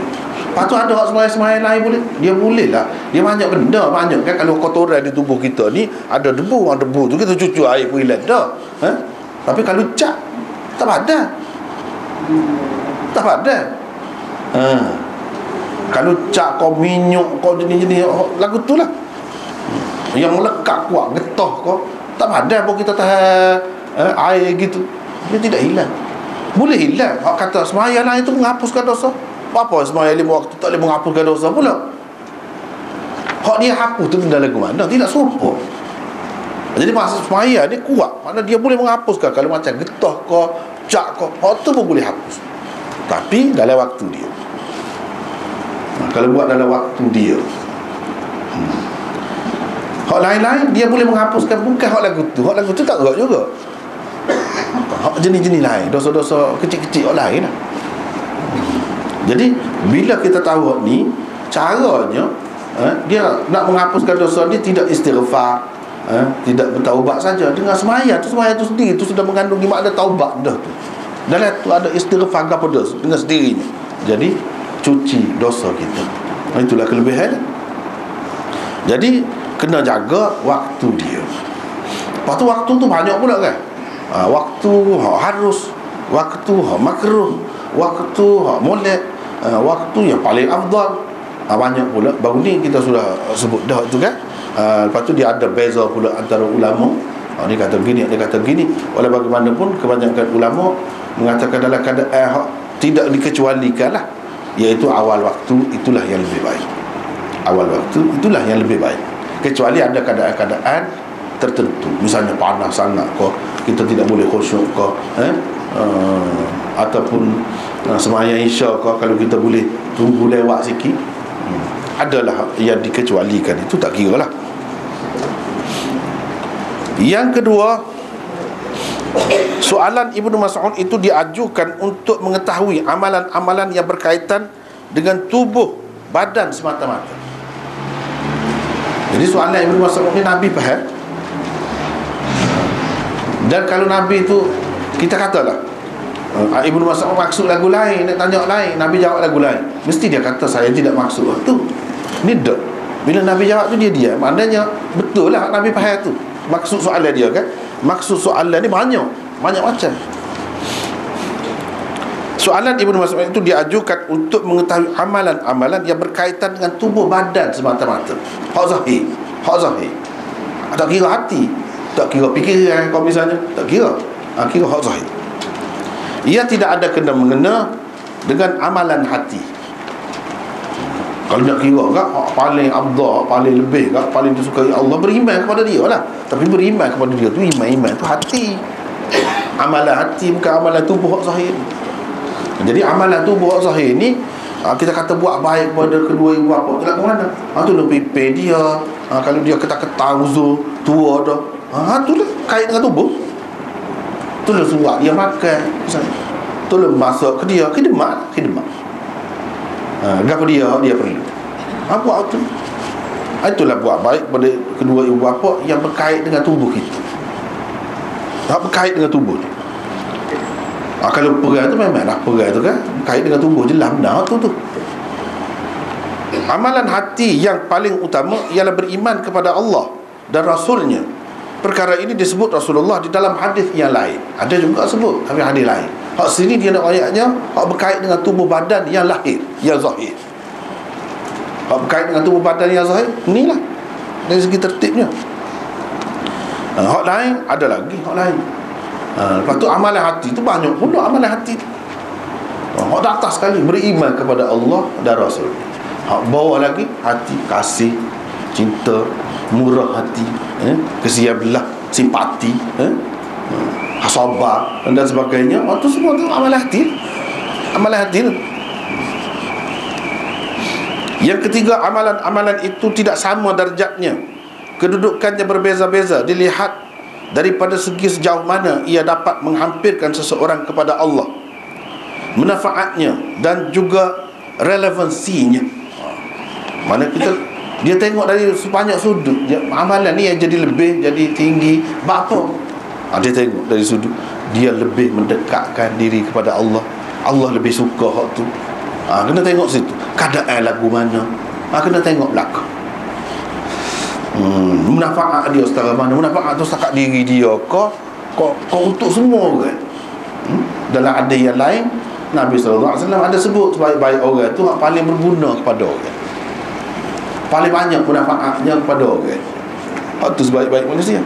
Kalau kita boleh buat baik kepada keluarga kita, orang juga tu kan. Tapi keluarga saja sempit. Kita buat baik kepada misalnya jadi pemerintah. Sebab tu pemerintah tu lebih ada kelebihan dia. Hak dosa lebih tu ya ada juga. Hak pahala lebih tu memang lebih. Siapa tu dia boleh duduk bawah arah segala kan memang. Memang. Sebab apa? Manfaat dia tu luas. Dia buat keputusan tu, dia pakai tu bertahun-tahun. Terbentuk manusia. Kalau kita kata menteri pelajaran lah, misalnya kita kata dia buat keputusan lagu tu pakai tu, jadi membentuk jiwa, fikiran ni pelajar-pelajar. Pasal tu ikut cara dia. Besar dia besar. Kalau molek lah. Kalau tak molek pun besar juga. Pasal dia dah untung banyak, rugi pun banyak juga. Tak kena gaya.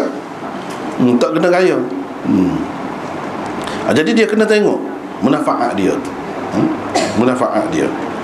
Ada juga orang manfaat dia bukan setakat negeri dia, bangsa dia sampai bila-bila. Umat, bukan bangsa, umat saja. Sampai bila-bila. Ada juga. Jadi paling berguna lah. Tengoklah gapo dia. Kena fikirlah masing-masing nak lagu mana. Nak suruh berguna kepada bangsa. Paling tidak kita kata, misalnya kalau ibu-ibu lah kita niat dalam hati kita, biar anak ni, biar kita dapat anak-anak ni yang banyak manfaatnya kepada orang. Kita tidak sendiri pun, anak kita pun boleh juga kita. Boleh juga. Tapi kena ada niat gitu, ada usaha, ada ikhtiar, ada fikir, susah payah ke arah tu. Biar sebanyak mungkin orang dapat mengambil manfaat daripada dia. Contohnya Nabi kita. Selama mana orang ambil manfaat daripada dia? Bukan satu bangsa, umat. Bukan umat saja, hakikatnya manusia. Bukan manusia saja, binatang pun dapat rahmat. Rahmatan lil alamin kan. Tu kau banyak, kau lebih lah. Jadi kena ada fikir, ada usaha ke arah tu. Tak boleh jadi sendiri pun tak apalah. Kira tolong kerjasama dengan orang-orang yang macam tu. Yang keempat, sesuatu amalan akan dianggap lebih jika ia disukai Allah. Kita nak tahu sesuatu amalan tu lebih atau tak lebih lagu mana, tengoklah Tuhan suka ke tidak. Kalau Tuhan suka, dia kata paling suka, mana balik benar lah tu, lebih benar lah tu. Kalau dia paling suka kan. Kalau dia suka saja pun lebih dah. Lebih dah.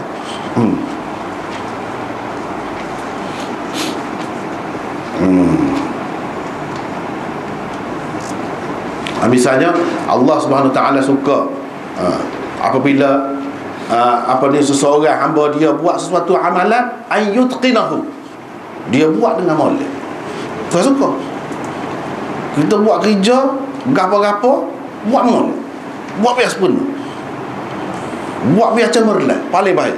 Tu Tuhan suka. Tengok, bila sebut suka tu kan, ada kelebihan lah. Tidak saja.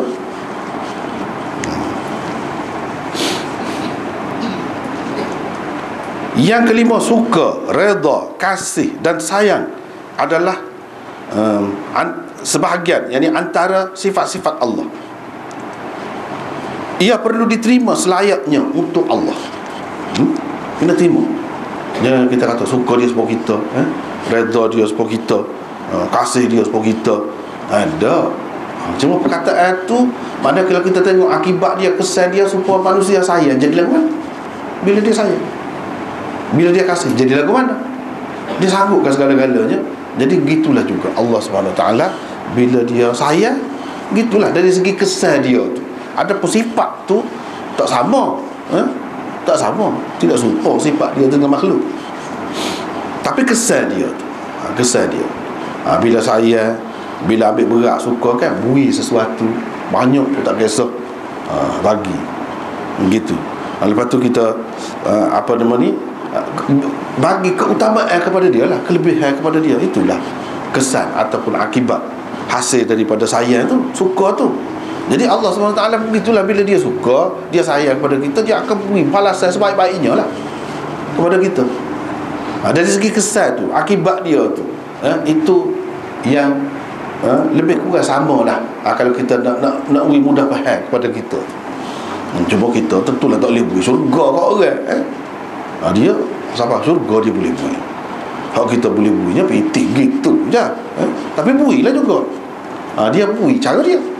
Hak dia beri benda yang kita tak boleh beri. Itulah tanda kasih dia. Dan hak senangnya kita kena terima ni semua ni, sifat ni selayak dengan dia. Kita kata, dia kata Tuhan tu ada, dia pun tidak serupa dengan kita. Ada pun kuasa sama, orang lain-lain pun lagu tu lah. Orang lain-lain pun lagu tu. Jadi sebab apa ni? Kesimpulannya kita ambil daripada apakah amalan yang paling disukai Allah.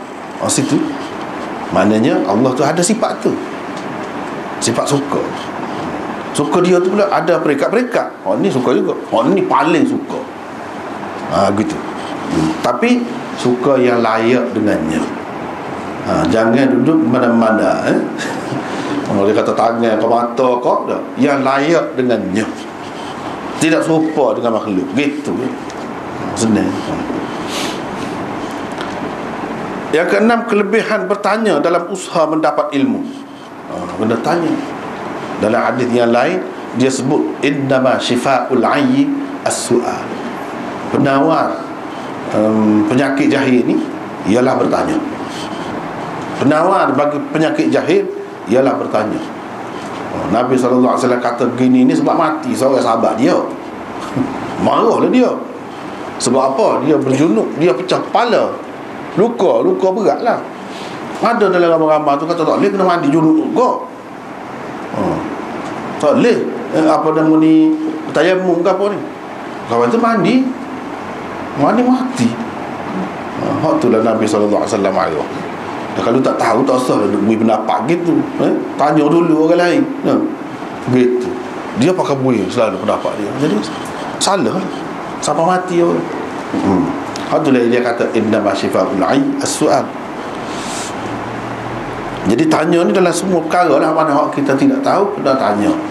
Dan kalau kita tidak tanya kan, penat pun penat sebenarnya. Kalau nak cuba buat diri, tidak nanti buat benda payah, nak buat apa dia orang panggil yoga susu masak tu pun, kalau kita tak berhenti, muka kita sini tak biasa susu masak, nak makan antara buat nak tahu kalau nak cuba tu teraga ni rebuh dulu, hak betul macam-macam tak jadilah toko-toko kok sini. Itulah susah. Cuma kalau tanya orang tahu sekali dia kita buat jadilah, tidak buat masuk kan. Itu faedah bertanya. Tidak buat masuk. Ni kak susah lah. So yang keduanya, kadang-kadang kalau kita buat sendiri, kita tu setara mana pandanya. Macam tadi, la yu'minu ahadukum hatta yuhibba li akhi ma yuhibbu li nafsi. Kita pun terjemah. Kita belajar dengan siapa dulu? Jadi faham gitu tu. Kadang-kadang jadi salah pula dah. Orang maksud lagu lain, kita ayat lagu lain, jadi salah pula. Itulah akibat tidak bertanya. Termasuklah ada bertanya tu ngaji lah. Kalau kita tanya dah lah ni, bila kita ngaji dia doa ayat tu, kita pun tahu. Sebab tanya dah. Yang ketujuh, keharusan bertanya tentang amalan yang paling afdal atau paling disukai Allah. Tak apa, sebab amalan ni ada lebih kurang. Jadi kita nak dapat untung banyak, lagu mana? Kalau nak dapat untung banyak, buat kerja sikit, tak salah lagu tu, boleh. Sebab kita nak cari PT juga. Nak cari PT tak payah susah, tidur ya rumah, tapi boleh PT banyak, lagu mana? Kita tanya ahli keuangan lah. Tu kita nak lagu mana? Tidak salah. Hak ni pun gitu juga. Sebab kalau nak kira nak buat, tak banyak benar dah. Banyak benar. Nak buat mana? Buat tu tak kira lah, semalam buat, boleh sikit. Itulah yang Nabi SAW katanya kepada bini dia. Dia tu pagi subuh tu balik mari, bini dia tu jual ini, duduk situ lagi. Lamanya kata dia. Duduk sini lagi. Tak sudah lagi lepas maya subuh tu duduk baca gitu gini, baca ke dia. Dah. Dia pun ya. Zikir cara dia. Kata dia. Kalau membaca hak ni boleh tak payah penat setara ni. Tengok Nabi sendiri aja. Baca hak ni. Boleh lebih lagi daripada hak selama tu. Tengok dia sendiri aja. Jangan kita buang masa. Masa hidup memang sikit pendek je. Nak isi hidup lagu mana? Hak tu kena pilih lah. Paling berguna. Kalau pahala paling banyak pahala. Buat apa dia penat-penat. Muka ada hak senang. Senang pun boleh pahala banyak. Boleh pahala banyak. Hak tu yang kita nak remuk lah. Cari binti pun gitu, semua nak lagu tu. Semua nak lagu tu. Tidak susah, tidak sakit, tidak penat, tapi boleh banyak. Boleh tanya. Sahabat-sahabat tanya lah. Kau sahabat. Dan Nabi SAW ni seorang yang sangat terbuka. Seorang yang sangat terbuka. Kalau nak tengok, kalau kita kata nak tengok kan, apa nak tengok benda-benda lagu tu? Ada sahabat nak tengok lagu mana Nabi ni, kalau dia dapat wahyu dia jadi lagu mana? Dia nak tengok. Saya nak tu kan backing. Tak marah dia. Tak apa nanti, kata nanti. Lepas tu Nabi pun dapat wahyu. Dia selimut tudung dia. Dia kata, mari. Saya nak buat panggil kau. Mari je dia pun buka tengok. Jadi sahabat tu banyak merah muka dah. Merah. Penat juga. Nak boleh tubik sesuatu, kan dapat sesuatu tu. Penat juga. Peluh. Merah muka dia. Dia nampak dah bunyi macam berkerut gitu. Macam deku. Bunyi. Dekat dia. Apa lama wah panjang pula lah. Hak tu kita tulis dah dalam ada ke tidak sini Pak Wan. Dengan kitabul wahyi, bab wahyu. Bab wahyu tu panjang ada bicara situ. Lagu mana cara. Nabi tak marah. Tak marah. Tidak kata kalau ayah nak telur kata wih tak gila. Tak jadi nak telur. Ayah nak telur kan penat juga dia tu, merah juga muka kan. Orang kata wih lagi. Orang nak beranak orang kata wih juga. Ni tak. Sebab apa? Bukan jamban ni. Nak tengok, tak boleh tengok. Tak apa-apa dia duduk dalam jamban kau. Bukan. Benda suci tak apa-apa. Itu tak lah kan. Orang tanya dia lagu mana wahyu mana. Dia kadang-kadang berat. Kadang-kadang tidak berat mana. Kadang-kadang dia mari dalam rupa lagu ni. Dia ya. Setakat mana boleh. Tidak kata pada hamda tu. Kalau kita tanya apa indahnya. Anak tahu. Sahabat-sahabat nak tahu Nabi tak larai. Memang terbuka sikap Nabi SAW. Yang ke-8, keharusan memberitahu tentang sesuatu yang tidak berlaku, bahawa kalau ia berlaku, nescaya begini-begini jadinya, secara andaian semata-mata. Kayak Ibnu Mas'ud kata, kalau aku tanya lagi, dia jawab lagi tu. Kalau aku tanya, tak tanya, payahlah kau dia akan jawab je. Tak pasti juga, bukan tak tanya kan. Tapi dia kata, dia jawab lagi. Boleh kita kata begitu. Buat andaian gitu, bukan tak boleh. Benda yang tidak pasti secara andaian, setakat mana yang kita serah mengikut fikiran kita, tidak salah kita buat gitu. Jadi kita tak boleh kata marah kepada orang kaji cuaca pula. Tadi dia kata hujan, tak hujan. Hak dia buat setakat mana hak dia boleh, hak dia nak. Kira-kira dia tu nampak dah. Nak mari tu dengan kelajuan anginnya, berapa lajunya, duduk sebelah mana, mari ikut mana, kira-kiranya siapa dah. Kita tak boleh marah dia. Boleh dia buat lagu, tidak salah. Berdasarkan andaian, dia agakkan tu boleh. Gitulah. Yang ke-9, kewajipan berbuat baik kepada kedua ibu bapa dan kelebihannya walaupun mereka kafir. Kalau kafir sekalipun, ibu bapa ni kena buat baik. Bukan ibu bapa saja, adik-beradik, anak-anak pun, mana-mana kalau orang masuk Islam, jangan dia lupa hak Islam dah. Dia tak ada masalah ni lah kan. Hak baru Islam, dia tak boleh lupa pada dua ibu bapa dia. Buat baik sekadarnya. Wa sahibhuma fid dunya ma'rufa. Dalam Quran sebut, dia suruh bergaul dengan ibu bapa tu dengan baik dalam dunia. Setakat mana kita boleh buat. Kalau orang kafir sekalipun, kalau orang Islam, Lagilah hak Islam lagi, hak ibu bapa lagi. Banyak hak tu. Banyak hak. Jadi hak buat baik pada ibu bapa ni dalam Quran ada. Bila dalam Quran ada, tak boleh gil lah. Apa dia terima? Dia terima. Kalau tak buat lagu tu tak betul lah. Tak betul lah. Ni kalau kita baik lagu tu, dia jadi satu tarikan juga. Satu tarikan juga baik. Walaupun Islam tak ada kata putus hubungan. Tak ada. Mana-mana perlu kita bantu, kita bagi sumbangan, dia bagi. Tak usah duk tekan sangat, duk tekan sikit-sikit masuk Islam lah, duk ajak Islam lah. Tak usah lah, tak nak lari. No. Tengoklah lagu mana kalau dia boleh terima, tak apa. Kalau nak dia jadi masa jadi gitu, tak ada masalah. Kira biar dia faham diri. Gitu.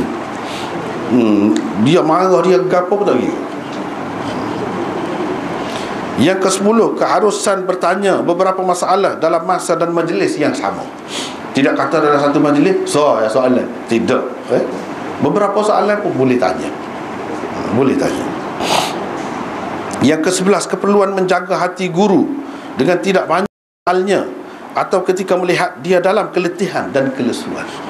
Sebab kata tadi lah, kalau kita tidak tengok dia letih pun, dia segar pun, boleh jadi dia nak buat gol lain lagi. Kena fikir gitu.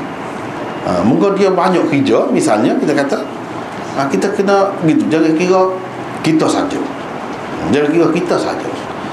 Kalau kita mari jauh pun kena begitu juga. Sebab itu hak dia boleh buat banyak perkara lagi. Hak dia. Kecuali kalau kita berjanji dah nak jumpa dengan dia, nak kecek secara khusus, lain lah. Tak apa lah. Dia bersedia dah, dia akan wayak masa misalnya kita kata. Gitulah, hak itulah yang terbaik. Terutamanya di zaman kita sekarang ni banyak kemudahan kan. Boleh berhubung dulu, boleh tanya dulu.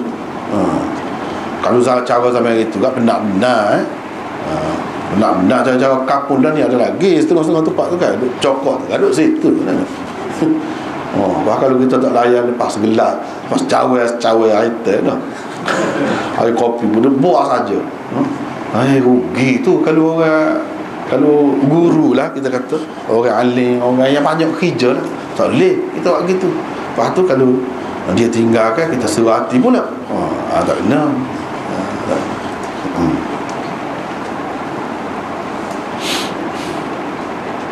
Yang ke-12, isyarat yang memberi faham boleh diguna dan diterima pakai, sama ada dalam bab hukum atau selainnya.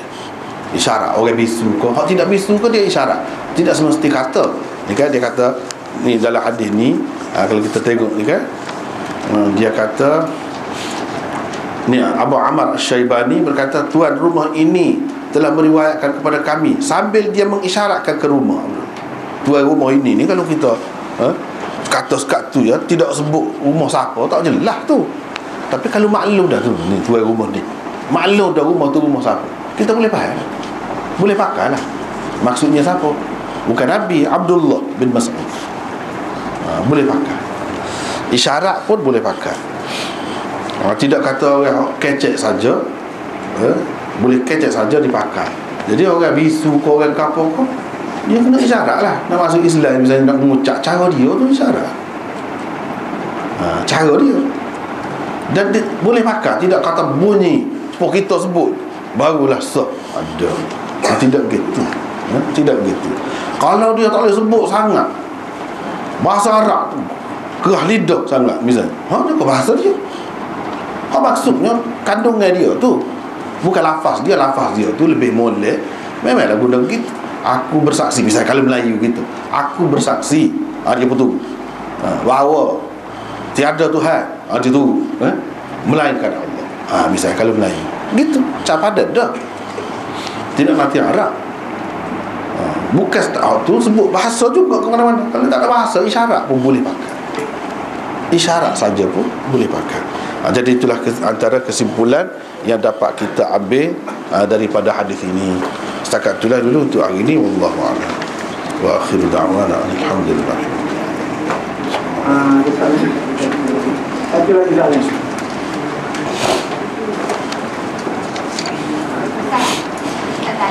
Ada dia bagi nak semaya awal waktu itu maksudnya semaya berdoa. Jemaah tu pahala suku pula. Kalau kita semaya sore apa awal waktu ada kelebihan dah. Cuma kalau jemaah tu tambah kelebihan jemaah pula. Jadi banyaklah.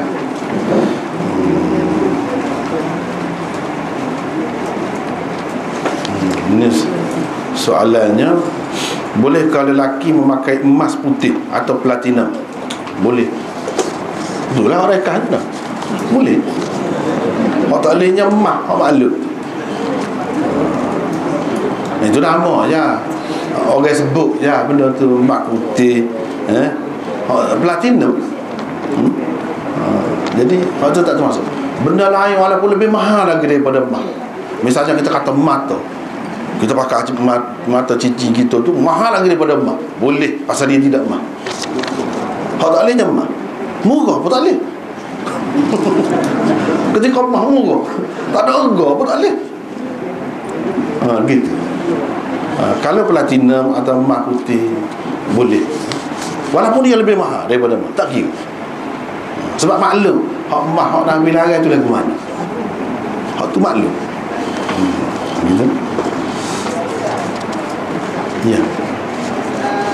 Semaya yang menyebabkan separuh dari budak, adakah semua orang semaya juga akan jadi, ataupun orang tertentu yang Allah beri? Tak semua.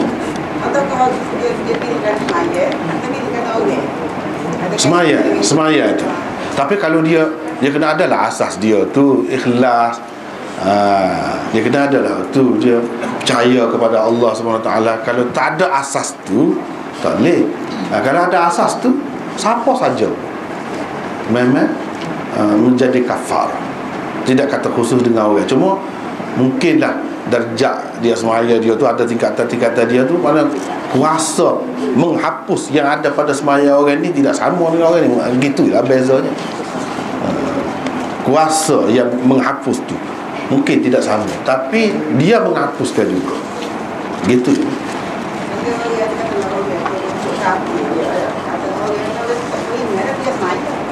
Tak jadi, tak lagi. Dia tak ada asas. Tak ada asas lagi.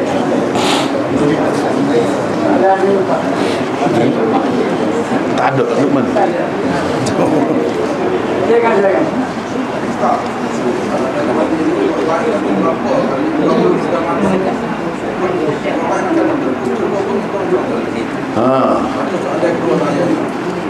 Ada pilihan raja dia kata peperangan ni pemerintah ni betul apa ini tak apa dia. Bagaimana? Ada raja peperangan akan pasti. Jadi peperangan ni mengada kecagalan nak ni turun yang apa untuk apa ni kan kena itu. Ada kata satu orang ni kata lah ini ada lagi babi. Maknanya boleh, darah ni boleh dia. Ribu ni. Dia awak tak boleh dia. Jadi ada beberapa perkara tadi. Yang pertamanya ke mana tadi? Bukan pilihan raya, ada soal lagi sebelum. Ibu bapa mati dah, nak baik lagu mana nak baik lagu mana. Dia gini, masalah ibu bapa ni dia automatik. Apa nama ni, idza mata ibnu adam inqata amalu. Bila seseorang ada ni manusia dia mati, putuslah amalan dia, kecuali daripada 3 perkara. 3 perkara ni walaupun sebut 3 tapi luas sebenarnya. Salah satunya anak soleh. Kalau dia ada tinggal anak tu baik juga, dia buat kebajikan, dia buat siapa sama kepada 2 ibu bapa dia. Itulah cara buat baik yang kita jadi ju. Sebab apa? Dia dapat juga tu hasilnya. Kalau dia buat maksiat kait dengan ajaran dia, boleh juga dia. Tapi kalau tidak kait dengan ajaran dia, mana-mana si anak tak ada kena-mengena. Tapi kalau kena-mengena dengan ajaran mak ayah tu jadi jahat, memang boleh jugalah. Kalau tak ada kena-mengena, dengan mak ayah, kiranya dia sendiri saja dapat dosa tu. Jadi gitu. 2 ibu bapa, bukan 2 ibu bapa saja, tok nenek kita pun dapat. Kita tak niat pun dapat. Itu kelebihan kalau darah ni. Kelebihan kalau keturunan ni, darah ni. Begitu. Jadi kita tak sausin. Kita tak sausin. Tak perlu, kita sendiri buat tu jadi dah. Jadi dah. Kalau mengikut Imam Syafi'i lah, Imam Syafi'i dia kata tak siapa pahala orang baca Quran orang mati. Jadi amalan hak baik apa-apalah. Apa-apalah amalan baik kita sembahyang kau, kita bersedekah kau, kita mengajar kau, kita hak mana-mana baik siapa selalu. Kita tak niat pun siapa pada ibu bapa kita. Yang kedua cakap pilihan raya tadi tak kena lagu tu. Siapa boleh nipu. Kita orang Islam tidak diajar menipu, kecut orang. Walaupun kau orang kafir sekalipun tak boleh. Ikut cara yang betul, mengikut cara yang telah diterima oleh semua. Ikut cara tu. Menipu sama sekali tak boleh. Itu tidak pegang tu. Masalah nak pilih je. Tak kena kata pegang siapa kau pegang tu. Pegang ni kalau dengan orang kafir. Kalau sambung Islam tak sampai ke situ. Jangan lebih-lebih sangat. Yang ketiganya kata daging babi itu, mengikut kebanyakan ulama, dia kata sebut daging babi sebab biasanya orang makan daging. Gini seperti kita lah, kebanyakan kita kata lembu makan, otak semua orang makan, otak lembu. Ada juga makan, ada juga tidak kan. Kakak dalam ada juga orang tak makan, tapi daging biasanya makan. Lemak orang tak boleh makan kan. Daging ni makan.